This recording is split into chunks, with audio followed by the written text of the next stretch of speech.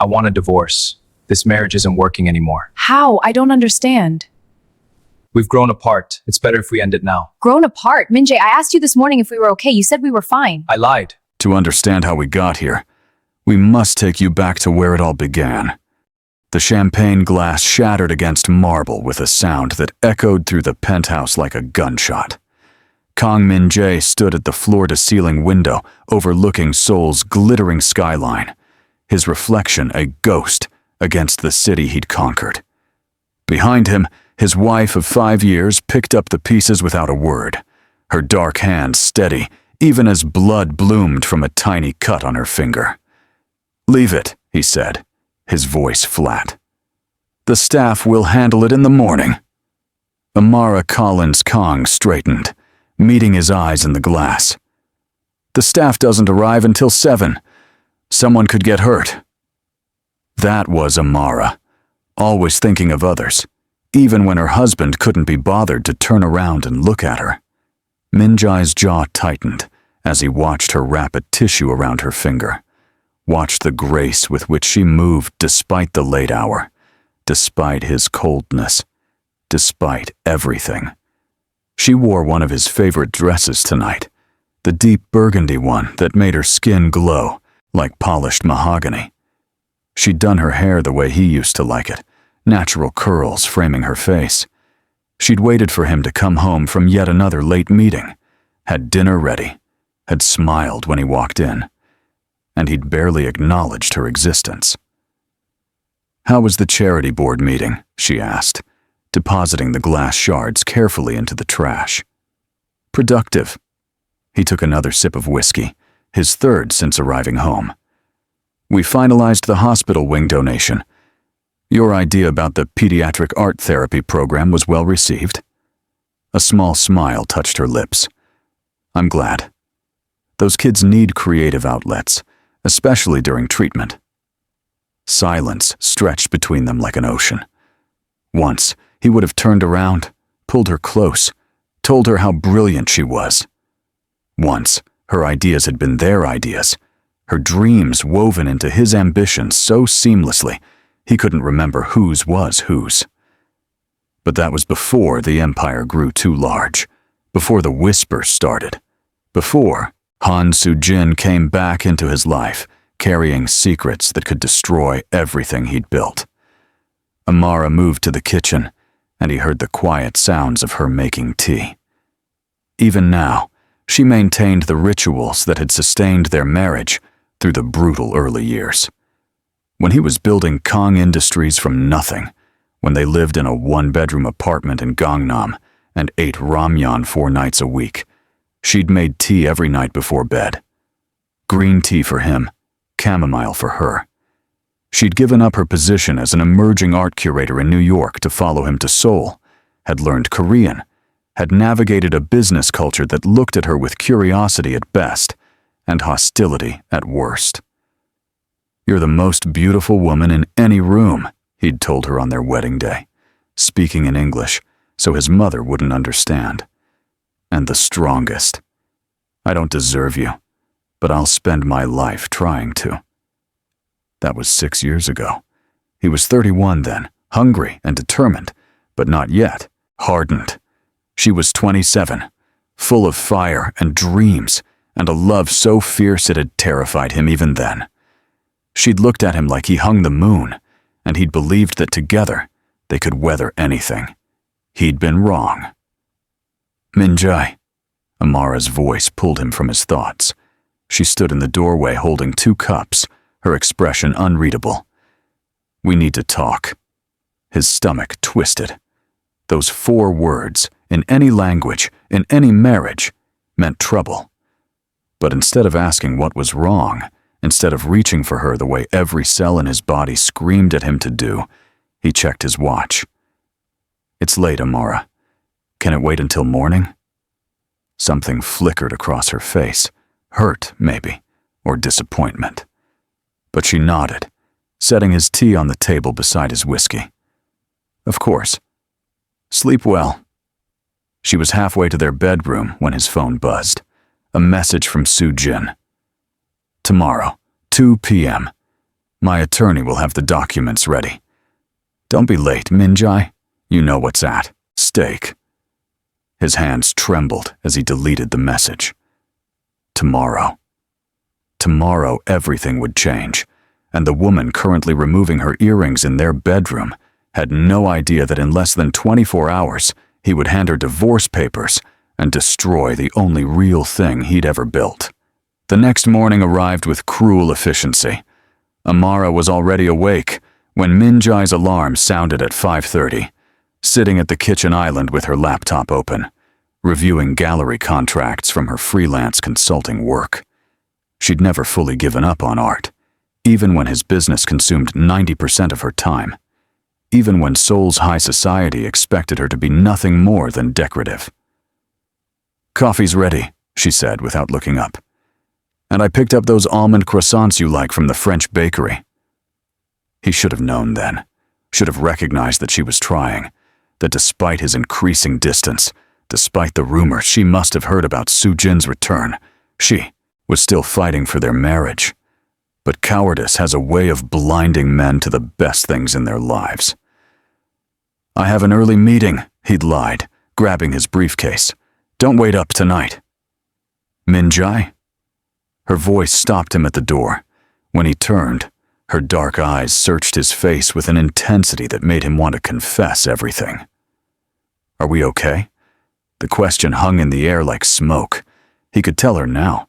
Could explain about Soo-jin's blackmail, about the documents she had from his early business dealings, the ones that proved his first major contract had been secured through methods that, while not technically illegal, would destroy his reputation and tank Kang Industries' stock price. He could tell Amara that Soo-jin wanted him back, that she'd waited 7 years to return to Korea with enough ammunition to force his hand, that the price of his empire's survival was their marriage. Instead, he said, "We're fine. Just stressed with the merger." The merger. Another lie. There was no merger, just a desperate man trying to convince himself that sacrificing love for power was the only choice he had. Amara nodded slowly, but her expression said she didn't believe him. "Okay. I love you." The words were a knife to his chest. "Love you too." He left before she could say anything else, before the guilt could paralyze him completely. The law office where Soo-jin waited was in Gangnam, all glass and steel and modern minimalism. She sat in the conference room like a queen holding court, her designer suit perfectly pressed, her hair styled in the sleek bob she'd always favored. At 33, she was as beautiful as he remembered, but there was a hardness around her eyes now, a calculating coldness that had never been there when they dated in university. "Minjae," she smiled, but it didn't reach her eyes. "Right on time. I appreciate punctuality." He sat across from her, his attorney beside him looking uncomfortable. "Let's get this over with." Soo-jin slid a folder across the table. "Divorce papers for you and Amara. Filed quietly, citing irreconcilable differences. A generous settlement for her. $50 million should ease the sting. In exchange, she signs an NDA and disappears from Korean business circles." "Amara will never take the money," he said, even though part of him hoped she would. It would make this easier, somehow, if she proved to be like everyone else. "Then she's even more foolish than I thought." Soo-jin's smile sharpened. "You married beneath you, Minjai. Everyone knows it. A black American, nobody with no family connections, no business value. What were you thinking?" Rage flooded through him so suddenly he saw red. "Watch your mouth." "Or what? You'll refuse to sign and let me destroy everything you've built." She leaned forward. "I have the emails, Minjai. I have the proof that you bribed those city officials for the Hanam development contract. I have the evidence that will send you to prison and reduce Kang Industries to rubble. All I want in return is what should have been mine 7 years ago. You. You left me," he said through gritted teeth. "You chose to study in Paris instead of staying. You made your choice. And I'm correcting that mistake now. She stood, smoothing her skirt. You have 48 hours to serve Amara the papers. If you don't, I go public. It's quite simple, really. He wanted to flip the table, wanted to tell her to go to hell, wanted to choose Amara and face whatever consequences came. But the fear was too strong. Fear of losing his company, his reputation, everything he'd clawed his way up from poverty to achieve. He was the son of a factory worker and a seamstress, the first in his family to attend university, the first to build something that mattered. Kong Industries employed 3,000 people. 3,000 families depended on him. At least, that's what he told himself as he took the folder and left without another word. Amara was in the garden when he arrived home that evening, tending to the roses she'd planted their first spring in the penthouse. She wore old jeans and a faded Columbia University t-shirt, dirt smudged on her cheek, looking more beautiful than any woman in a ball gown. The late afternoon sun caught the gold in her wedding ring as she pruned dead blooms, humming softly to herself. He stood in the doorway watching her, memorizing this moment. Tomorrow, he would destroy this. Tomorrow, this garden would belong to someone else, and Amara would be gone, and he would have chosen power over the only person who'd ever loved him when he had nothing. "You're home early," she said, glancing up with surprise. "Everything okay?" Nothing was okay. Nothing would ever be okay again. "Amara, come inside. We need to talk." She must have heard something in his voice because her expression shifted, became guarded. She set down the pruning shears and followed him into the living room, still wearing her gardening gloves, as if she knew she'd want armor for whatever came next. He'd rehearsed this, had planned to be cold, efficient, to rip the bandage off quickly. But when she sat across from him, when those intelligent eyes met his with a mixture of concern and love, the words died in his throat. "Min-jae, you're scaring me." "What's wrong?" He placed the envelope on the coffee table between them. "I want a divorce." Silence. Amara stared at the envelope like it was a snake, her face draining of color. When she finally spoke, her voice was barely a whisper. "What?" "I want a divorce," he repeated, hating himself more with each word. "This marriage isn't working anymore. We've grown apart. It's better if we end it now, cleanly." She removed her gardening gloves slowly, her hands trembling. "Grown apart? Min-jae, I asked you this morning if we were okay. You said we were fine." "I lied." The words hit her like a physical blow. He watched her flinch, watched her wrap her arms around herself as if trying to hold her breaking heart inside her chest. "Is there someone else?" she asked. "Yes." "No, it's complicated. None of the answers would help." "That's not relevant." "Not relevant?" Her voice rose, anger finally breaking through the shock. "I'm your wife. I gave up my career, my country, my entire life to support you.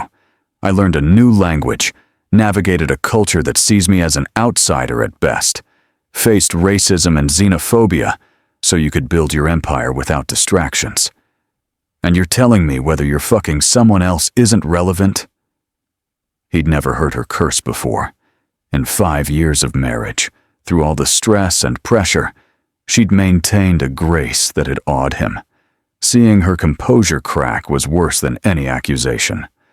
"There's a settlement offer in the envelope, $50 million. You'll be comfortable." Amara laughed, a broken, bitter sound. "You think I want your money? You think I married you for wealth?" She stood, pacing. "I married you when you had nothing, Min-jae.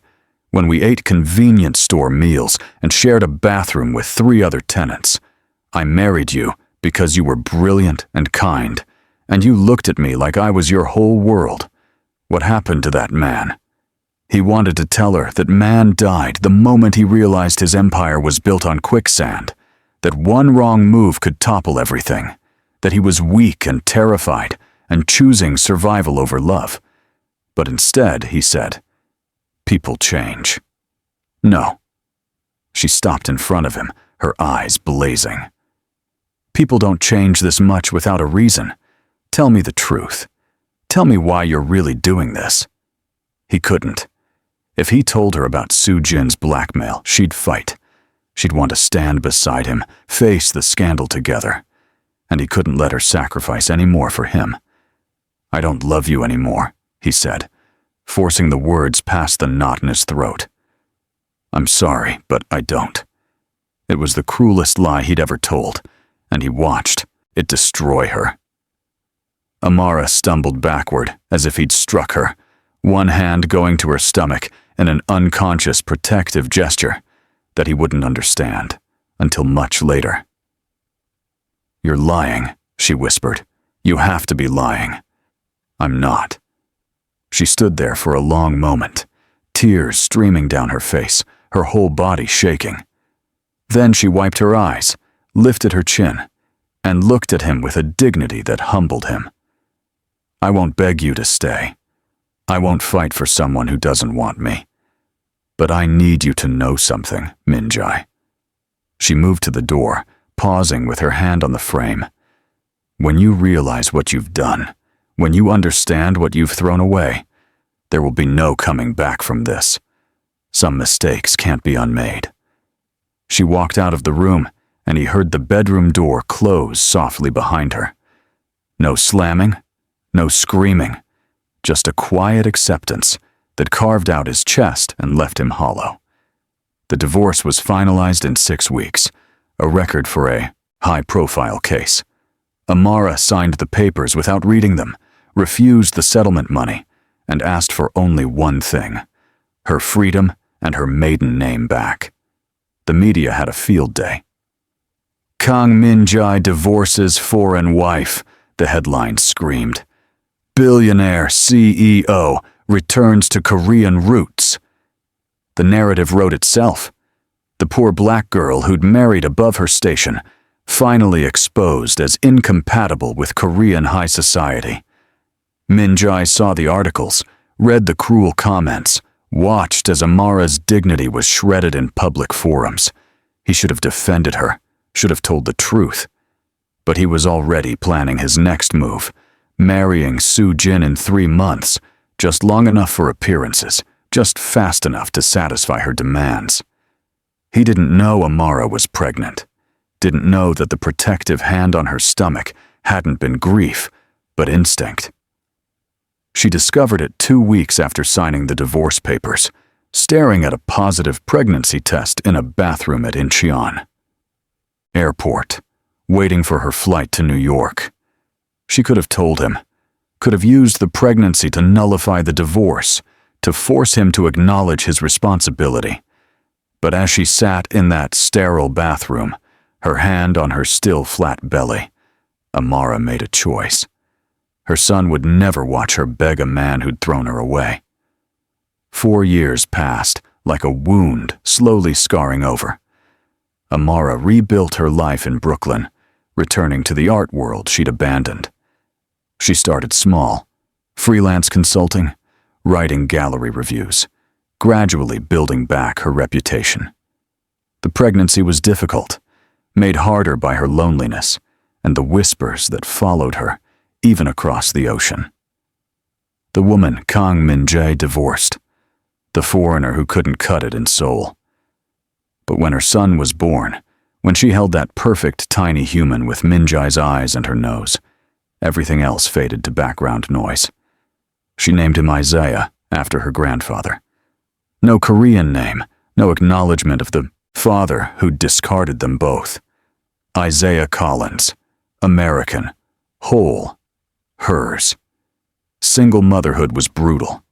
There were days when she survived on 3 hours of sleep and peanut butter sandwiches, when Isaiah's daycare costs meant she couldn't afford new shoes, when the weight of doing it all alone crushed her so completely she cried in the shower to hide it from her son. But there were also moments of pure joy. Isaiah's first word, Mama, his first steps into her arms, his first drawing, a lopsided family of 2. She never told Min-jae, blocked his number, avoided Korean business news, built a life where he didn't exist except in the face of their child. Meanwhile, Min-jae's life became everything he'd supposedly wanted. He married Soo-jin in a lavish ceremony that made the society pages, merged their family businesses, expanded Kong Industries into Southeast Asian markets. From the outside, he had it all: wealth, power, a beautiful wife from an established family, respect from his peers. From the inside, he was dying slowly. Soo-jin revealed her true nature within months of the wedding. She was controlling, obsessed with social status, cruel to the staff. She criticized everything: his clothes, his colleagues, the way he ate, the time he spent at the office. She wanted a trophy husband, a business asset, not a partner. Their penthouse became a battlefield of passive aggression and icy silences. "You're thinking about her again," Soo-jin said one evening, finding him standing at the window where he'd once stood with Amara. The American. He didn't deny it. There was no point. She was nothing, Min-jae. A nobody from nowhere. Why do you still waste thoughts on her? Because she was everything, he wanted to scream. Because she loved me when I had nothing, believed in me when I doubted myself, made this empty penthouse a home. Because I destroyed the best thing in my life for a woman who sees me as a business merger. But he said nothing, just poured another whiskey and wondered where Amara was, if she'd found someone worthy of her, if she ever thought of him. He had no idea he had a son learning to read, learning to tie his shoes, learning that his mother was strong enough to be both parents. The charity gala in Geneva was Soo-jin's idea. "Networking," she'd said. "The European market is expanding. We need visibility." Min-jae had agreed, because it meant a week away from Seoul, from his suffocating marriage, from the constant reminder that he'd traded love for a prison of his own making. The event was held in a historic hotel overlooking Lake Geneva, attended by billionaires and philanthropists from around the world. Min-jae had prepared his usual networking smile, his practiced small talk, his ability to discuss profit margins while appearing interested in humanitarian efforts. He was accepting a champagne flute from a waiter when he saw her. Amara stood near the terrace doors in a stunning emerald gown that complemented her skin, like it was designed specifically for her. Her hair was different, shorter, more sophisticated, and there was a confidence in her posture that hadn't been there before. She was speaking with a European gallery owner, laughing at something he said, and Min-jae's world tilted on its axis. 4 years. 4 years of convincing himself he'd made the right choice, that Amara had been a beautiful mistake, that he was better off without her. 4 years of lies that evaporated the moment he saw her smile. Then a small boy ran up to her, wrapping his arms around her legs. She bent down, kissing his forehead, adjusting his little bow tie with a tenderness that stopped Min-jae's heart. The boy had his eyes, his exact eyes. The champagne flute slipped from Min-jae's fingers, shattering on the marble floor. Heads turned, including Amara's. Their eyes met across the crowded ballroom, and he watched her freeze, watched the color drain from her face, watched her instinctively pull her son closer. Time seemed to stop. Everything he'd believed about the past 4 years, that he'd moved on, that she was in America living her best life, that the divorce had been painful but necessary, shattered like the glass at his feet. She had a child. Their child. He knew it with a certainty that defied logic. Amara recovered first, scooping up the boy and heading for the exit. Min-jae moved without thinking, pushing through the crowd, ignoring Soo-jin's sharp call of his name, focused only on reaching her before she disappeared. He caught her at the elevator bank, his hand on her arm. "Amara, wait!"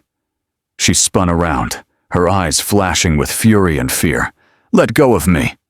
Please. Just—" He looked down at the boy, who was watching him with solemn dark eyes. "Please!" The boy tugged on Amara's dress. "Mama? Who is this man?" "Mama." The word hit him like a freight train. "No one, baby," Amara said, her voice gentle despite the tension vibrating through her body. "Just someone Mama used to know." "Is he?" Minjai couldn't finish the sentence, couldn't voice the question burning through him. Amara's jaw tightened. "Not here, not now." "Then where? When?" His voice broke.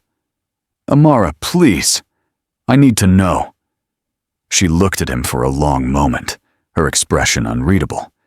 Then she wrote something on a business card and handed it to him. "My hotel.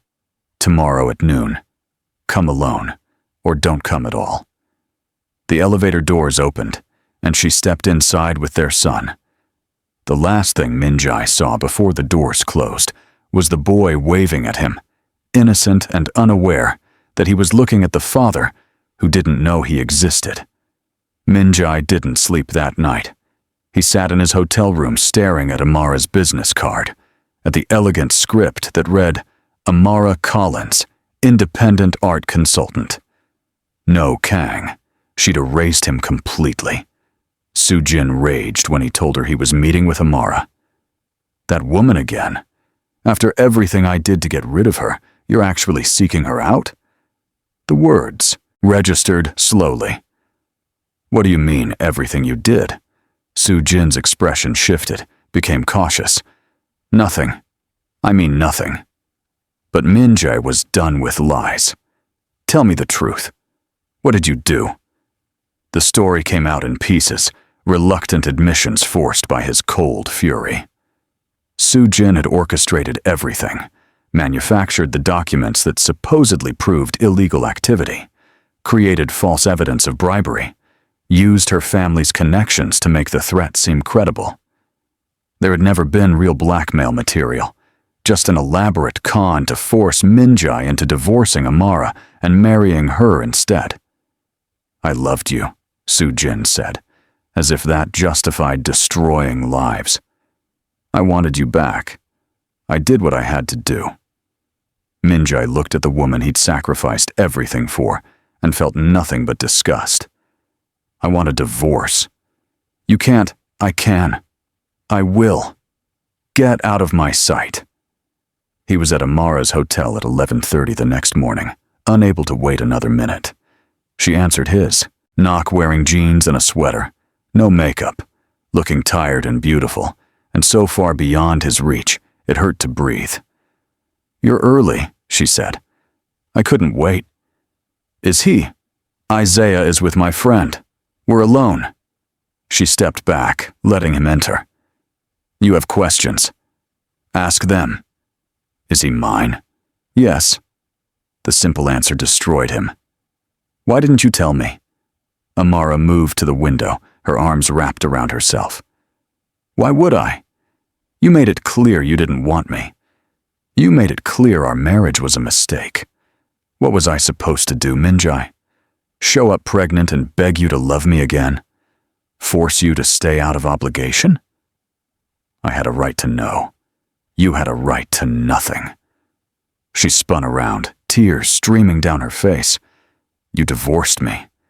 You stood in our home and told me you didn't love me anymore. You let the media destroy my reputation, let them call me a gold digger and worse, and you said nothing. You erased 5 years of marriage like it meant nothing. So tell me, what right did you think you earned?" He wanted to explain about Sujin's blackmail, about his fear, about the impossible choice he thought he was making, but the words felt hollow now. "I thought I was protecting you." "Protecting me? From what?" Sujin had evidence, documents that would have destroyed Kong Industries, sent me to prison. She said if I didn't divorce you and marry her, she'd go public. Amara stared at him. So you sacrificed our marriage to save your company. It wasn't just the company. It was 3,000 employees, families who depended on you being a coward? Her voice was cold now, analytical. Did you verify these documents? Consult a lawyer? Investigate her claims? Or did you just accept her word and throw away your wife like garbage? He had no answer because they both knew the truth. He'd been scared, and he'd taken the path of least resistance. The documents were fake, he admitted. There was never any real blackmail. Soo-jin manufactured everything to get me back. Amara laughed, a broken sound that made him flinch. So you divorced me for nothing. You destroyed our marriage, my reputation, my trust, for absolutely nothing. I'm sorry. God, Amara, I'm so sorry. Sorry? She moved closer, her eyes blazing. Do you know what the last 4 years have been like? Do you have any idea? I was pregnant and alone in a foreign country. I worked 3 jobs while going through morning sickness. I gave birth by myself because I had no family here, no support system. I've raised our son on my own. Sleepless nights, sick days, every milestone and challenge alone. Because you decided I wasn't worth fighting for. I'll fix it. I'll fix everything. I'm divorcing Soo-jin. I'll marry you again, give you everything. Acknowledge Isaiah publicly. Whatever you need, I don't need anything from you. The words were quiet, final, and they shattered him more completely than anything else she could have said. Please, he whispered, sinking to his knees before her. Please, Amara. I love you. I never stopped loving you. I was weak and stupid, and I made the worst mistake of my life. But I love you. I love our son. Give me a chance to make this right. She looked down at him with an expression that was somehow worse than anger, pity mixed with profound sadness. You want to make it right? Here's how you make it right. You sign legal documents acknowledging Isaiah as your son. You set up a trust fund for his future. You be a father to him, consistent, present, reliable. And you let me go. No, I can't. You can, and you will. She stepped back, putting distance between them. I survived you destroying me once, Minjai. I won't give you the chance to do it again. I rebuilt my life from nothing.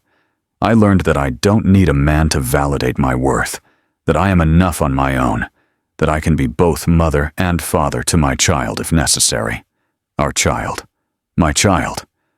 Who I will allow you to know, because he deserves a father. But I won't be part of that equation. You'll have access to Isaiah, supervised at first, then we'll see. But not to me. Never to me again. He wanted to argue, to fall at her feet and beg until she relented. But looking at her now, at the strength she'd forged from his betrayal, he understood that begging would only insult her further. Can I meet him? Properly? She considered this. Tomorrow. I'll bring him to the park near here at 2 o'clock. You can tell him who you are. But Minjai? Her voice hardened.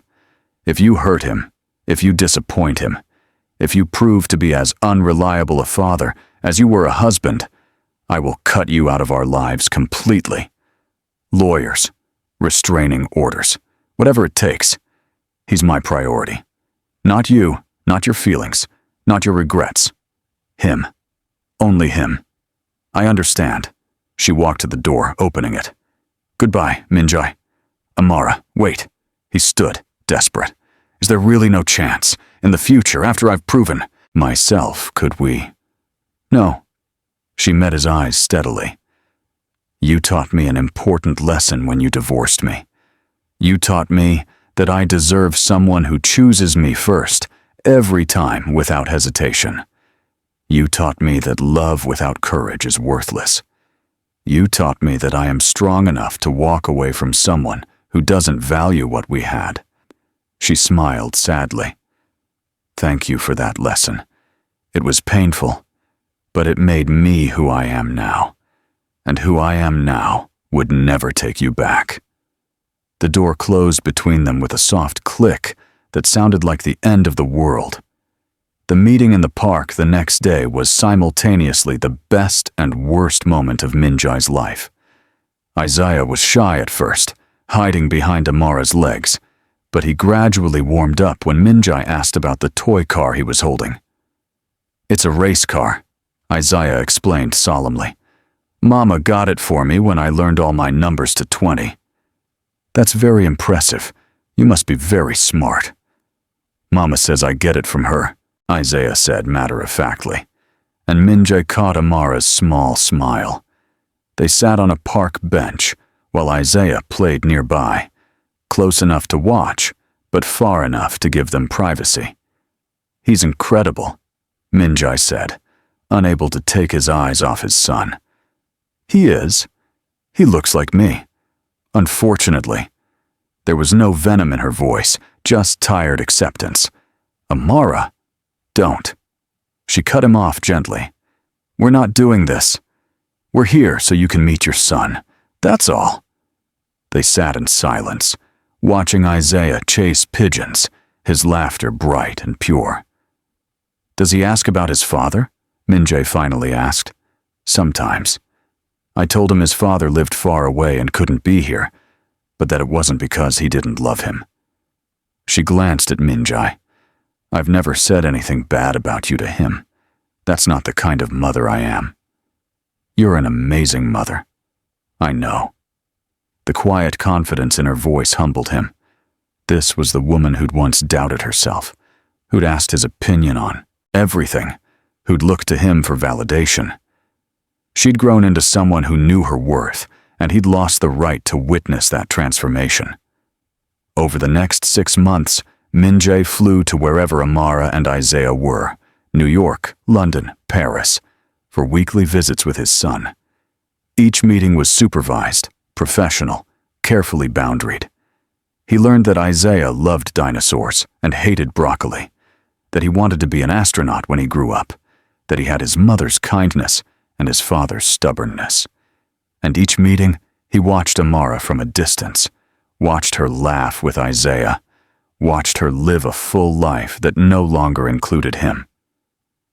She dated, she told him once when he asked, a gallery owner in Brooklyn who treated her well, who respected her art, who had Sunday brunch with her, and Isaiah. "Does Isaiah like him?" Minjai asked, hating the jealousy burning through him.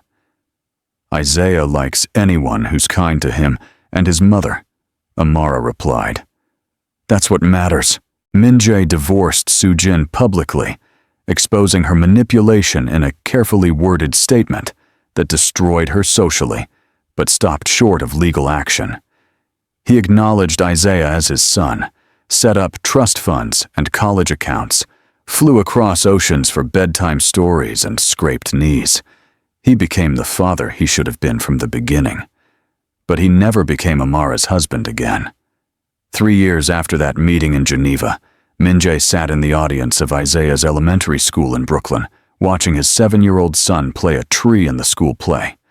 Amara sat 3 seats down with her boyfriend, fiancé now, he'd learned, and they looked happy, comfortable, complete. After the play, Isaiah ran up to both of them, and Minjai felt the knife twist as he watched his son hug the other man first, calling him Uncle David. "Did you see me, Daddy? I was the best tree." "You were the best tree I've ever seen," Minjai assured him, pulling his son into a hug and breathing in his little boy's smell of grass and sunshine. Amara approached with David, her hand tucked into his arm. "Isaiah, go get your backpack. We're going for ice cream." "Can Daddy come?" Isaiah asked hopefully. "Not tonight, baby. Daddy has a flight to catch." "I can change it," Minjai said quickly. "I can stay." Amara's look was patient but firm. "Minjai." "No." He nodded, defeated. "Right, of course." He kissed Isaiah's forehead. "I'll call you tomorrow, buddy. Love you." "Love you too, Daddy." As Isaiah ran off, Minjai found himself standing awkwardly with Amara and David. The other man was annoyingly perfect. Kind eyes, good job, clearly adored both Amara and Isaiah. I should go, Minjai said. Actually, Amara touched his arm lightly. I wanted to tell you something. David and I are getting married next month. The world tilted. Congratulations. Thank you. It'll be small, just close friends and family. Isaiah will be there, of course. Of course. She hesitated, then said, gently, I wanted you to hear it from me. You're Isaiah's father. You deserve that respect. Respect. Not love, not longing, not regret. Just calm, gracious respect. Is he good to you? The question escaped before he could stop it. Amara's expression softened. He's very good to us. He chooses us first, every single time. He loves Isaiah like his own. He's patient and kind and steady. Everything I wasn't, Minjai thought. Everything I should have been. I'm glad, he said, and meant it despite the agony. You deserve that. You always deserved that. She studied his face for a moment, and he saw something flicker in her eyes. Not love, maybe, but a kind of gentle closure.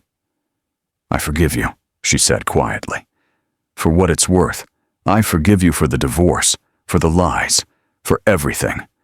Not because you've earned it through the visits, or the money, or being a good father to Isaiah, but because I refuse to carry anger anymore.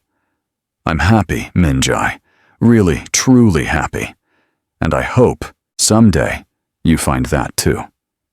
She squeezed his arm once, then walked away to join David and Isaiah, her family, leaving Minjai standing alone in the emptying school auditorium.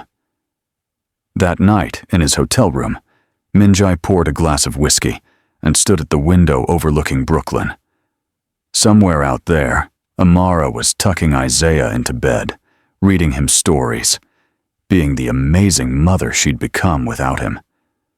Somewhere out there, she was planning a wedding to a man who'd proven worthy of her. And he was here, in another anonymous hotel room in another city, having built an empire, but lost everything that mattered. His phone buzzed, a text from his mother. When are you coming home to Seoul? When will you remarry? Give me grandchildren? He almost laughed. He had a son, a beautiful, brilliant boy.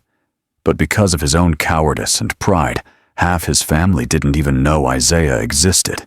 His mother had never met her grandson because Minjai couldn't bear to explain how he'd destroyed his first marriage. Another message, this one from his assistant. Board meeting Tuesday.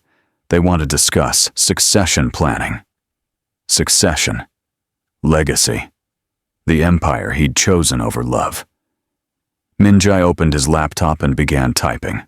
Not a business email, but something else. Words he'd never said properly. Truths he'd never fully acknowledged. Dear Amara, you'll never read this.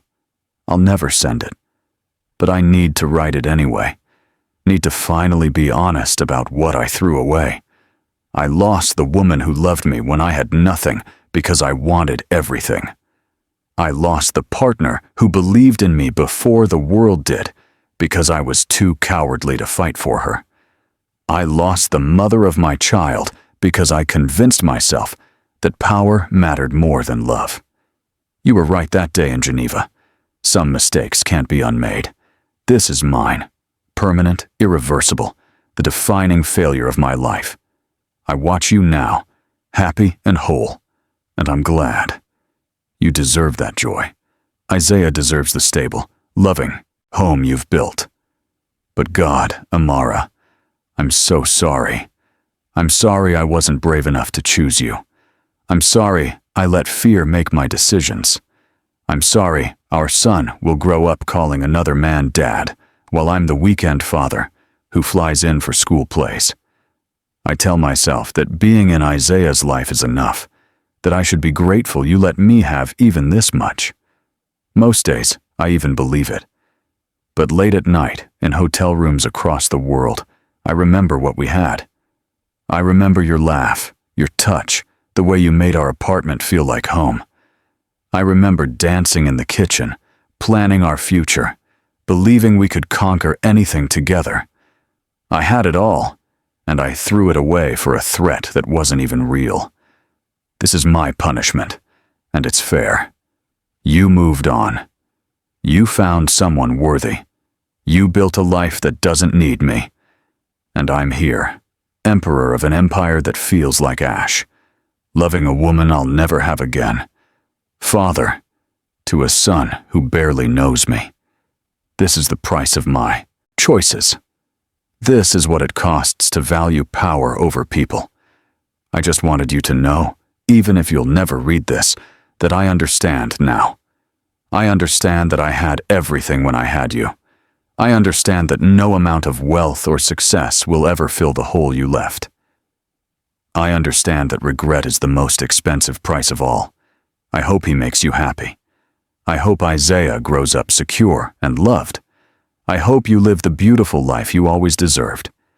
And I hope that somewhere, somehow, you know that losing you was the greatest mistake I'll ever make. All my love, always. Minjai. He read it once, then deleted it. Some words were meant only for the darkness, for the empty hours when truth couldn't be avoided. His phone buzzed again.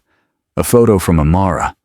Isaiah asleep in his bed, clutching the dinosaur stuffed animal Minjai had bought him, a small smile on his face. The text read, "He wanted you to know he's dreaming about the space museum you're taking him to next month." Sleep. Well, it was a kindness she didn't owe him, a small grace that acknowledged his place in their son's life while maintaining her boundaries. Minjai saved the photo, added it to the album of Isaiah pictures that had become his most precious possession. Then he turned off his phone, finished his whiskey, and tried to sleep, knowing he'd dream of a woman walking away in an emerald dress, whole and unbroken, leaving him exactly where his choices had put him. Alone. If this story moved you, if Amara's strength inspired you, or Minjai's regret struck a chord, do me a favor. Hit that subscribe button so you never miss a story about love, loss, and the choices that define us. Drop a comment telling me what you would have done in Amara's position. And if you believe in the power of choosing yourself first, give this video a like. These stories exist because of you, and I'm grateful for every single person who takes this journey with me. Until next time, remember, some mistakes can't be unmade, but healing is always possible. Choose wisely. Choose love. Choose yourself.